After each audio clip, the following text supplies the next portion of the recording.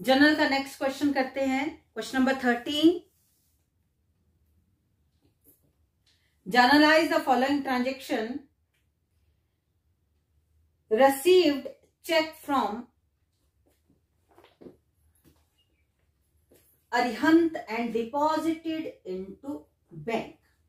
अरिहंत से check receive हुआ और उसी दिन बैंक में डिपॉजिट करवा दिया। कोई स्टूडेंट मुझे बताएगा इसकी जर्नल एंट्री। उसी दिन जब हम बैंक में उसको डिपॉजिट करवा देते।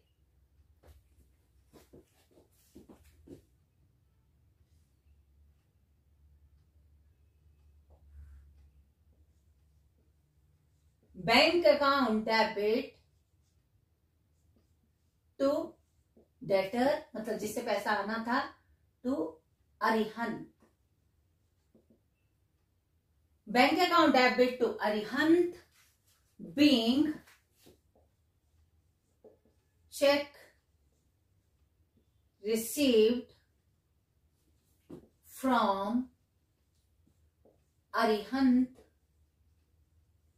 and deposited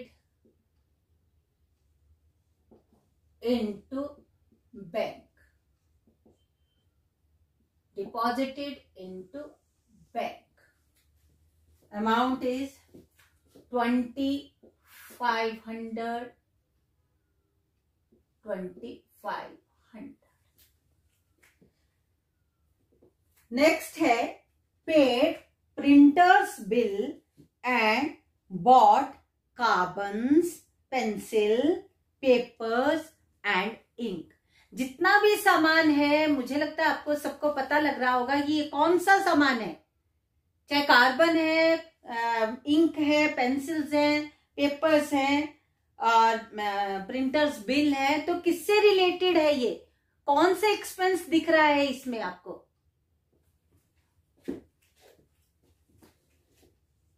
नहीं बताएंगे?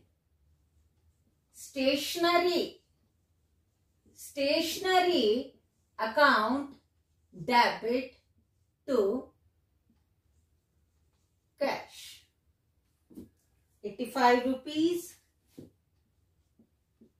85 rupees being payment made for stationery, being payment made for stationery। Third है विक्रम सप्लाइड गुड्स। ध्यान देना है, मैं यहां पे थोड़ा हिंट दूंगी। विक्रम ने गुड्स सप्लाई की, हमें गुड्स सप्लाई की। हम बिजनेस है, सेंटर में किसको रखना है? बिजनेस को। हमें गुड्स सप्लाई की, सप्लाई मतलब भेजी, हमें भेजी। हमने क्या किया? इसमें भी कुछ छुपा पड़ा है, उसको ढूंढना है। हमने क्या किया? विक्रम ने, थर्ड पर्सन ने हमें गुड्स सप्लाई की, हमें माल भेजा। तो हमने क्या किया? परचेज। बहुत अच्छा, बहुत बढ़िया। Purchase account debit to account of Vikram. यहां पे अकाउंट ऑफ विक्रम क्यों आया? अगर विक्रम से माल खरीदा तो ये क्रेडिट परचेज थी, वहां उसने विक्रम ने सप्लाई किया, मतलब हमने कैश पेमेंट अभी नहीं की, इसलिए वो क्रेडिट परचेजेस आई। तो being goods purchased from Vikram. Amount 2000। Third, fourth, paid fortnightly wages and salary। paid wages and salary, Sidhi entry. wages and salary account debit to cash। आज एक चीज गांठ बांध के रख लेनी है, ध्यान दो, मैं कुछ बताने जा रही हूं। नॉमिनल अकाउंट जो भी रहता है, नॉमिनल अकाउंट में या तो हमें कुछ हम पेमेंट करते हैं या हमें कुछ इनकम होती है। नॉमिनल अकाउंट, जब एक तरफ नॉमिनल अकाउंट हो तो दूसरी तरफ कैश ही आता है या बैंक ही आता है। और दूसरी बात, अगर ऐसा लिखा है सैलरी पेड टू राम, तो उस वक्त ये नहीं देखना कि राम इज द रिसीवर। जब भी नॉमिनल अकाउंट मतलब पेमेंट, नॉमिनल अकाउंट में पेमेंट एक्सपेंस हो गए तो पेमेंट, कैश में पेमेंट, दूसरी तरफ कैश, जिस मर्जी का नाम लिखा हो XYZ। जब हमने ये जो नॉमिनल अकाउंट में हम पेमेंट करते हैं या गेन करते हैं, रिसीव करते हैं, इनकम मिलती है, तो कैश में इंटरेस्ट मिलता है, कैश में कमीशन, कैश में रेंट करते हैं, कैश में। तो यहाँ पे वेजेस एंड सैलरी पेड, तो यहाँ तो क्लियर ही था, तो टू कैश और amount 875 rupees, 875 being wages and salary paid। Fifth है, अब फिफ्थ जो अभी मैं बोल के हटी, आपने उस पे अमल करना है और कोई एक स्टूडेंट मुझे बताएगा भी। Paid commission to Basant, Basant को कमीशन पे की, बोलेंगे कोई? Commission paid debited to cash. शाबाश। कमीशन पेड नहीं, कमीशन अकाउंट डेबिट, जब अकाउंट डेबिट मतलब कमीशन पेड है ये, to cash being commission paid to Basant, तो लिखने की जरूरत नहीं है, बीइंग कमीशन पेड अमाउंट है 500। Next proprietor used goods for house hold purpose. जो प्रोप्राइटर है, मालिक है, उसने अपने घर के लिए कुछ बिजनेस की गुड्स का यूज किया, उसको प्रयोग किया, उठा के ले गया, अंदर ले गया, जो भी अपने घर के इस्तेमाल के लिए गुड्स ले ली, तो क्या आएगी एंट्री? अभी बताई थी मैंने,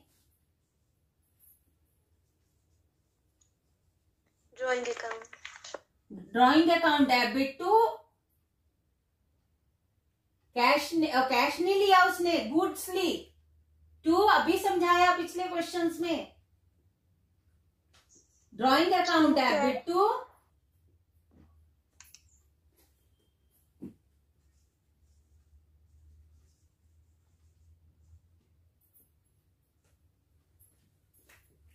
क्या लिखा मैंने? Drawing account debit to purchases, goods उठा ली उसने अपने हाउस होल्ड पर्पस के लिए, घर के यूज के लिए चीजें उठा ली, ले ली, घर को अंदर ले गया, है ना?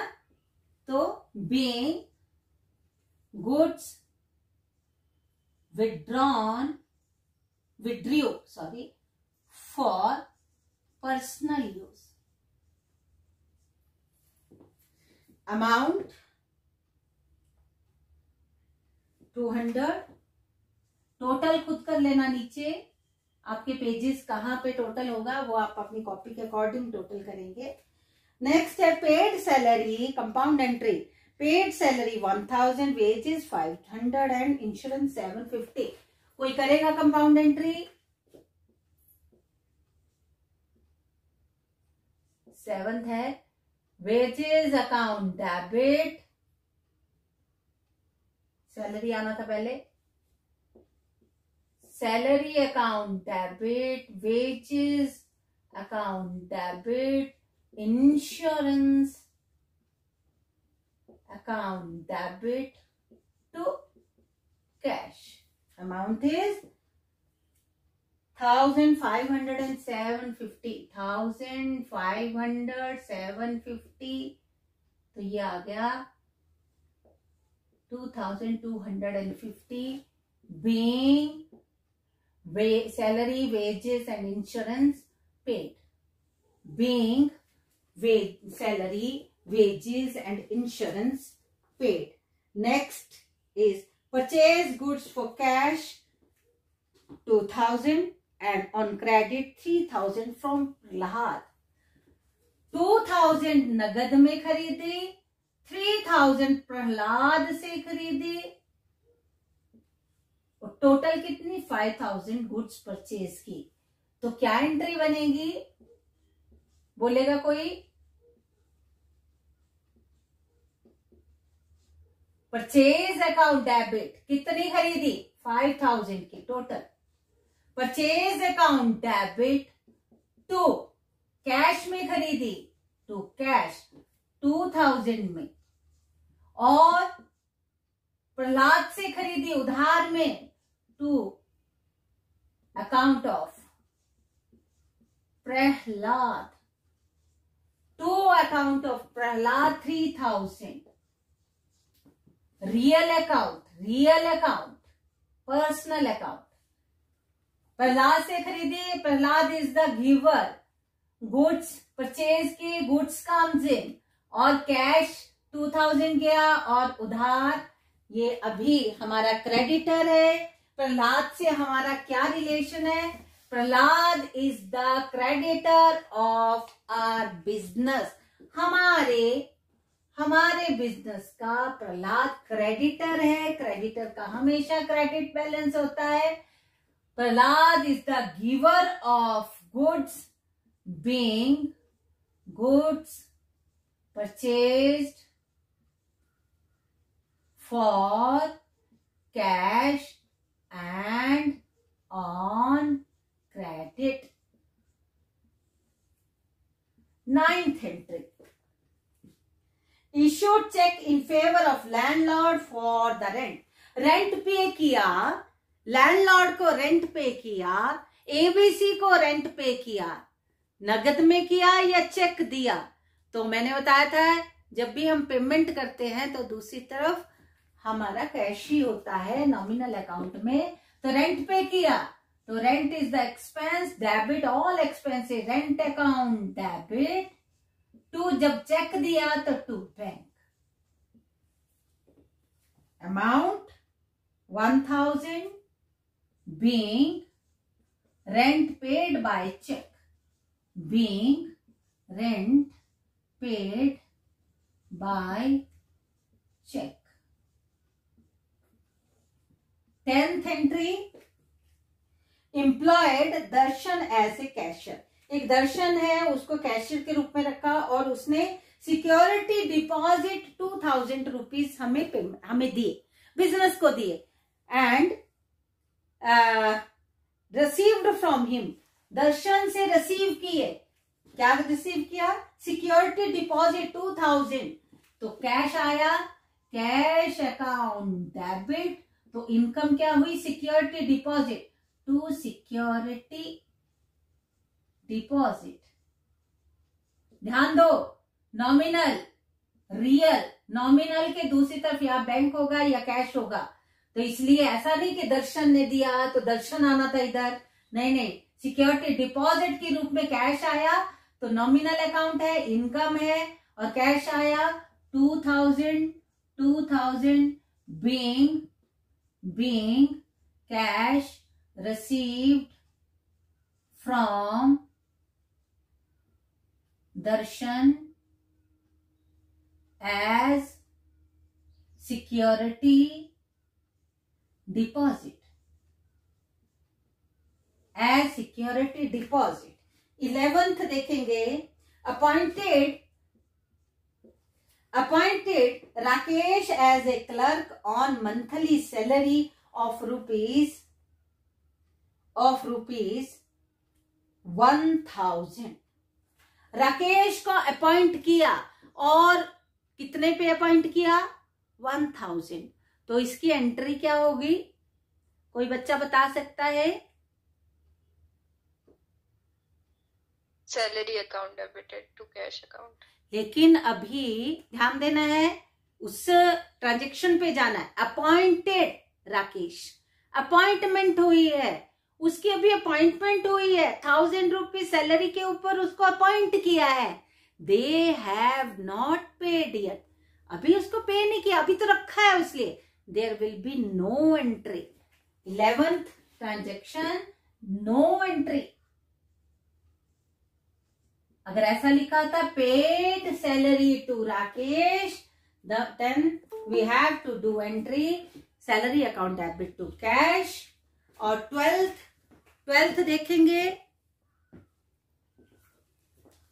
12th है Vinod who owed 2000 become insolvent. Only 50% amount due was realized.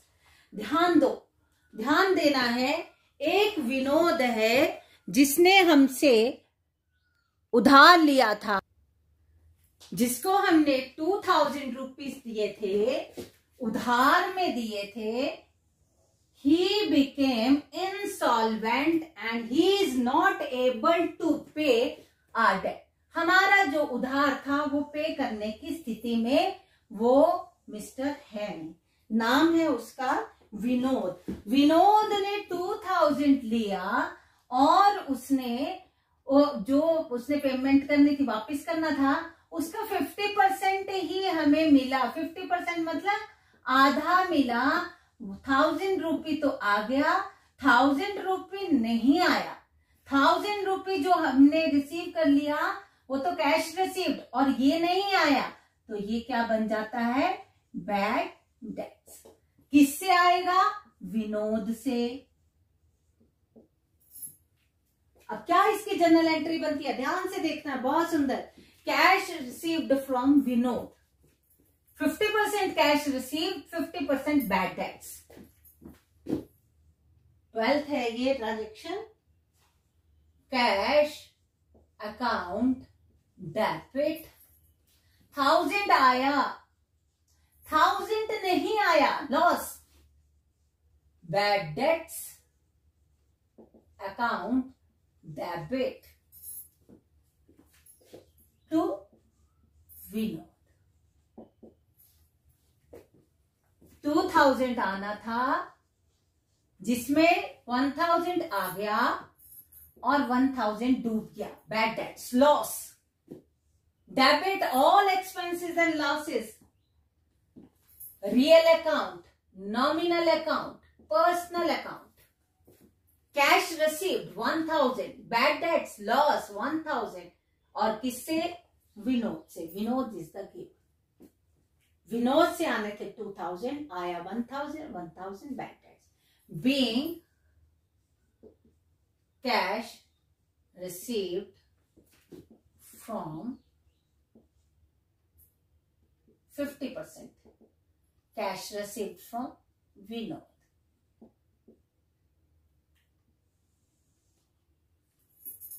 Who became insolvent. आगे ये भी लिख सकते हैं. Who became insolvent. And 13th, the amount of 500 is lost from the cash box. Cash, हमारा गल्ला, बिजनेस का जो हमारी शॉप का गल्ला, उसमें से 500 रुपया गए, चोरी हो गया. चोरी हो गया. Nominal account, loss. Loss by theft. Loss by theft account debit to cash. Cash goes out. Cash goes out, गुम हो गया. और loss debit the expenses and losses. 500 being cash lost from cash box. And last entry is 14th is rent and salary due. Due मतलब देनी है. Due हो गई है, पेमेंट का टाइम आ गया है तो देनी है, पेमेंट हो रही है. अब rent and salary due 500 and 1000 respectively. Rent account debit, salary account debit to cash. 500 and 1000 being rent and salary due. Being rent and salary due. तो यहाँ पे ये क्वेश्चन हमारा बिल्कुल खत्म हो गया। तो मुझे लगता सभी को ये समझ आ गई होगी, अच्छे से समझ आ गई होगी।